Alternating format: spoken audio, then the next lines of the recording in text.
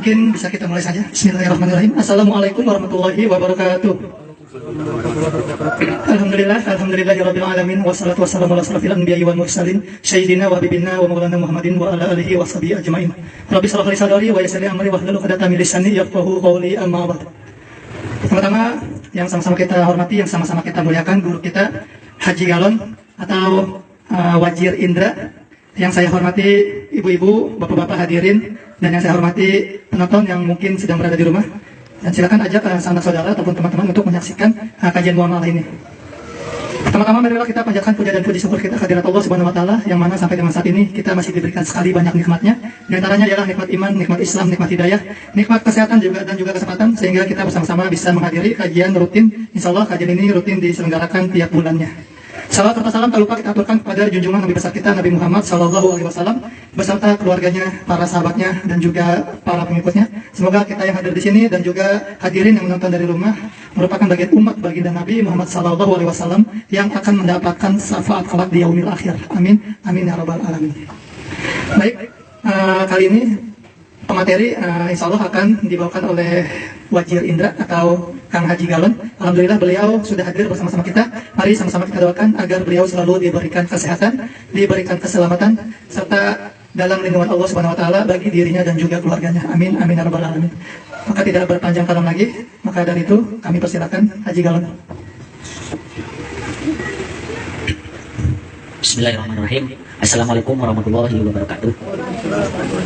Asyhadu an la ilaha illallah, asyhadu anna Muhammadar Rasulullah, wa la haula wa la quwwata illa billah. Puji dan syukur mari kita sama-sama panjatkan kehadirat Allah Subhanahu wa taala yang mana atas rahmat dan karunia-Nya kita semua diberikan kesehatan, keselamatan dan kesempatan serta panjang umur sehingga kita bisa menghadiri kegiatan rutin di Kampung Wakaf Sentul atau yang lebih dikenal dengan KWS, yaitu bersamaan tadi kita udah ikuti bersama yaitu pasar, dan sekarang kita lanjutkan dengan kajian. Terima kasih kepada pembawa acara yang telah memberikan waktunya kepada saya. Mudah-mudahan apa yang saya sampaikan bisa bermanfaat bagi puan-puan semuanya, baik hadirin yang di sini maupun yang di mana aja berada. Salawat dan salam semoga selalu tercurah kepada baginda Nabi Muhammad SAW, kepada keluarganya, para sahabatnya, para tabi'in, dan kita semua selaku umatnya. Semoga kita semua mendapatkan syafaat yang mengalir olehnya. Amin ya Allah ya Rabbal alamin.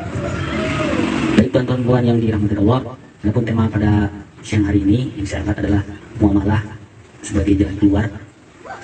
Ya, kita ketahui bersama bahwa muamalah itu merupakan suatu hubungan bilateral antara dua orang atau lebih, menyangkut masalah sosial, politik, spiritual, dan lain sebagainya. Tentunya ilmu muamalah ini begitu luas dan mendalam.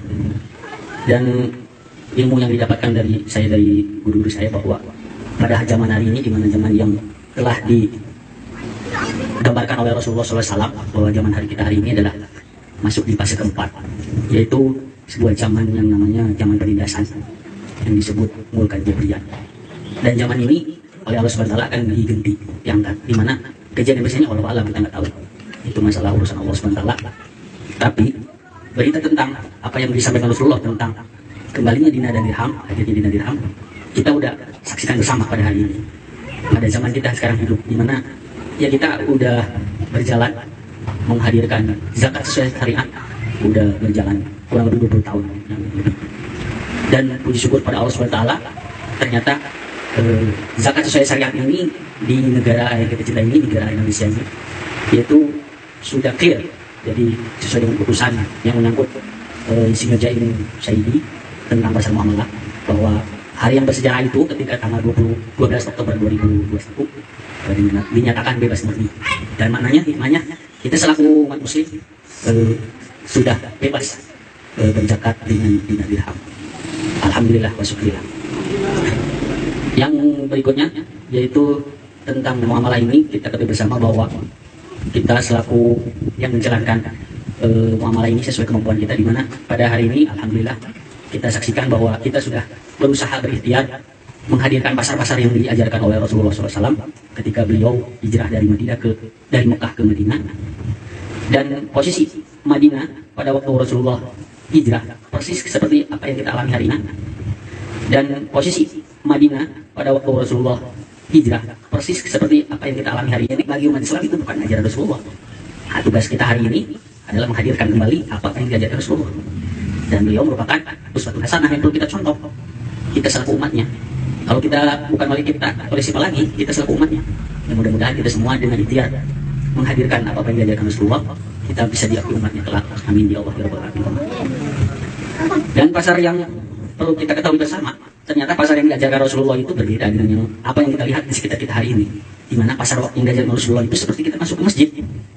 Jadi siapapun boleh masuk ke pasar itu. Mau berpangkat, mau tidak berpangkat, bebas. Mau milih yang di sebelah mana posisinya. Dan pasarnya itu terbuka, di lapangan terbuka, tidak disekat-sekat, tidak dipajaki. Itu jadi tidak ada kepemilikan. Alkisah waktu ketika Khalifah Umar ketika melihat di pasar ada yang menandai sebuah kendi saja, oh ini lapak saya, langsung Umar bin Khattab marah. Itu tidak boleh. Tidak boleh seperti itu. Dia harus benar-benar clear, bersih, dan siapa saja yang duluan datang silakan memilih pasar itu sendiri. Dan pasar itu idealnya di atas tanah wakaf. Ya seperti ini di KWS sudah ideal karena kan udah berdiri di atas tanah wakaf. Ya, alhamdulillah, wasyukurillah, dan mudah-mudahan bagi penggiat akhir kota lain juga bisa menghadirkan wakaf-wakaf untuk pasar. Ya minimal ada orang-orang yang soleh untuk berwakaf untuk adanya pasar di kota-kota tersebut. Kemudian di pasar itu ada namanya seorang pengawas pasar, yaitu namanya muhtasib.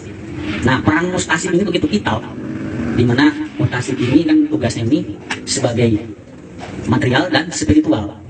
Nah, tugas muhtasib secara spiritual yaitu menyangkut mengenai masjid, cara pengelolaan kebersihannya, jadwal sholat Jumatnya, gitu kan, dan lain-lain. Dan ada tugas muhtasib secara material yaitu jantungnya pasar.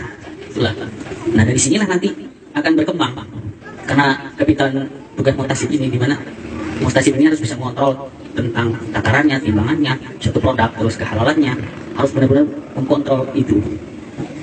Dan nanti dalam perkembangannya menyangkut ke kebutuhan di suatu kota tersebut, baik kebutuhan makanan pokoknya dan lain-lainnya, itu muhtasib itu punya peranan. Ini sangat luar biasa tugas muhtasib itu sendiri bagi perkembangan. Dan alhamdulillah sekarang banyak sekali di tiap kota para munculnya para muhtasib. Semoga kita doakan beliau diberikan kesehatan, keselamatan, dan kelancaran rezekinya, sehingga pasar-pasar muamalah itu walaupun berbeda-beda nama disesuaikan dengan daerah masing-masing, tapi kan punya tujuan yang sama, yaitu pasar menghadirkan pasar yang diajarkan oleh Rasulullah SAW. Dan merujuk kita ke peristiwa di masa lampau, di mana seorang ulama menggambarkan, yaitu oleh Imam Al-Ghazali, ketika dinar dirham itu 2 logam ini dihadirkan, maka tegaklah dunia ini. Nah, ketika dinar dirham itu tiada, ya buktinya kita tahu sendiri dari peristiwa runtuhnya Turki Utsmani, hilangnya wakaf, hilangnya perdagangan, ya hilang semuanya. Tapi sekarang alhamdulillah dinar dirham khususnya di Indonesia ini sudah kembali. Mari kita sama-sama song-song bahwa kita bicara sesuai dengan fakta saja, bahwa ketika dinar dirham ini muncul, waktu dulu mungkin sekitar tahun 2000 lebih lah, awal-awal muncul ini, karena perjuangan ini kan sudah sampai 20 tahunan dilalui kita bersama. Sekeping dirham yang beratnya 2,975 gram itu sekitar 11.000. Hari ini satu keping dirham kalau nilai rupiahnya itu 82.000. Nah, ini kan menunjukkan sudah jelas fakta bahwa dinar dirham ini sesuai apa yang tadi dikisahkan oleh Imam Al-Ghazali, bahwa ketika kita menghadirkan dinar dirham, tegaklah dunia. Keadilan itu kan tegak, karena dia membawa nilainya sendiri, tidak bisa dibohongi, mempunyai nilai intrinsik. Kalau gitu beda sama mata uang kertas ya, yang hari ini terus merosot gitu. Makanya bagi penggiat-penggiat muamalah dimanapun berada, mari kita tetap istiqomah, terus jalani apa yang kita bisa, yang kita ada mampu. Nanti semoga Allah Subhanahu wa taala menambah lagi keberkahan dan pengetahuan, dan yang banyak kita tidak ada juga kita masuk ke dalam diri kita, dan kita diberikan amanah untuk kemampuan untuk melakukan bermuamalah secara menyeluruh seperti itu. Dan alhamdulillah hari ini kesultanan yang menerbitkan dirham itu yaitu kesultanan dari Kesultanan Cirebon ya, Sultan Abdul Ghani, dan ini dirhamnya ada di tangan saya. Mudah-mudahan kita doakan beliau berikan kesehatan dan panjang umur, sehingga zakat-zakat itu bisa mengalir setiap masyarakat, bagikan kepada masyarakat, dan pasar-pasar bisa hidup. Dan bagi pelaku-pelaku ekonomi, pedagang-pedagang yang sering hadir di pasar muamalah, itu akan terbuka tersendiri. Akhirnya kreativitas itu akan tergali. Bagaimana kita menciptakan, meracik suatu produk yang tidak ketergantungan secara mandiri, sehingga Ketika kita membutuhkan bahan baku pun bisa dibeli di pasar itu sendiri. Jadi muter-muter aja di situ. Itu tujuan dihadirkan Dina Dirham seperti untuk menggulirkan. Karena kan Dina Dirham itu bukan untuk disimpan-simpan, tapi untuk disebarkan. Karena kalau disimpan-simpan, apa bedanya dengan ajaran takbir? Yang hari ini emas-emas batangan itu disimpan. Konon katanya. Seperti itu di brankas-brankas mereka. Jadi kan menghentikan peredarannya. Jadi kita semua dipaksa untuk tetap menggunakan kertas. Ya, itulah suatu gambaran bahwa tentang pasar muamalah yang hari ini telah legal di negeri Indonesia. Maka marilah kita sama-sama untuk menyosong kehadiran Dina Dirham ini, dan semoga menjadi berkah bagi negeri kita yang subur, yang tambah makmur bagi rakyatnya dan pemimpinnya. Demikian penyampaian dari saya. Semoga ada manfaatnya, dan silakan di season kedua di